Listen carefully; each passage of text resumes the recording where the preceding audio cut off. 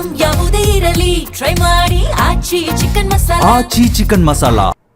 ರಾಜ್ಯದಲ್ಲಿ ನಿನ್ನೆ ಮಳೆ ಆಗಿದ್ದು ಆಲಿಕಲ್ಲು ಮಳೆಗೆ ತೊಯ್ದು ತೊಪ್ಪೆಯಾಗಿ ಹೋಗಿದೆ ಬೆಂಗಳೂರು. ರಾತ್ರಿ ಸುರಿದಂತಹ ಮಳೆಗೆ ರಾಜಧಾನಿಯಲ್ಲಂತೂ ಹತ್ತಾರು ಅವಾಂತರಗಳೇ ಸೃಷ್ಟಿಯಾಗಿದೆ. ಗಾಳಿ ಮಳೆಗೆ ಧರೆಗುರುಳಿವೆ ಹತ್ತಾರು ಮರಗಳು, ಕಾರುಗಳಂತೂ ಜಖಮಾಗೋಗಿದೆ. ಹವಾಮಾನ ಇಲಾಖೆ ಮುನ್ಸೂಚನೆ ಕೂಡ ಕೊಟ್ಟಿದ್ದು ಭಾರಿ ಮಳೆ ಆಗುತ್ತಾ ಅಂತ. ಅದರಂತೆಯೇ ಮಳೆ ಕೂಡ ಆಗಿದೆ. 5-6 ಕಾರುಗಳಿಗೆ ಹಾನಿಯಾಗಿದ್ದು ದೇಗುಲದ ಮೇಲ್ಛಾವಣಿಗೂ ಕೂಡ ಧಕ್ಕೆಯಾಗಿದೆ.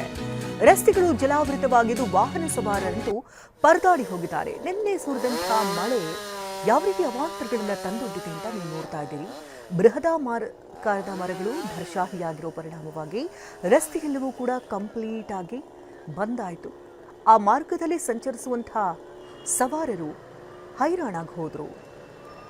ಕೇವಲ ರಸ್ತೆ ಬ್ಲಾಕ್ ಆಗಿರೋದಷ್ಟೇ ಅಲ್ಲ, ಮನೆ ಮುಂದೆ ನಿಂತಿದ್ದಂಥ 5-6 ಕಾರುಗಳಿಗೆ ಈಗಾಗಲೇ ಹಾನಿಯಾಗಿದೆ. ಹಾಗೆ ದೇಗುಲದ ಮೇಲ್ಛಾವಣಿಗೂ ಕೂಡ ಧಕ್ಕೆ ಉಂಟಾಗಿದೆ.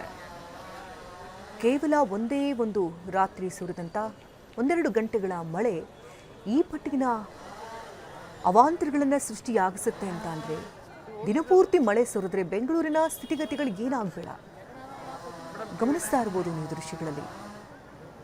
ಕಾರ್ ಮೇಲೆ ಮರ ಬಿದ್ದಂತಹ ಪರಿಣಾಮವಾಗಿ ಕಾರ್ ಸಂಪೂರ್ಣವಾಗಿ ನಜ್ಜುಗುಜ್ಜಾಗಿರುವಂತಹ ದೃಶ್ಯಗಳನ್ನ ನೋಡ್ತಾ ಇದ್ರಿ.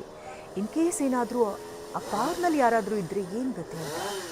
ಒಂದು ಕಡೆ ಶಂಕರ ಮಠದ ರಸ್ತೆಯ ದೃಶ್ಯಗಳು, ಬಸ್ ಸ್ಟಾಪ್ ಕಾರ್ಡ್ ರಸ್ತೆಯ ಬಸವೇಶ್ವರ ನಗರದ ದೃಶ್ಯಗಳು, ಮಹಾಲಕ್ಷ್ಮಿ ಲೇಔಟ್ನ ದೃಶ್ಯಗಳು.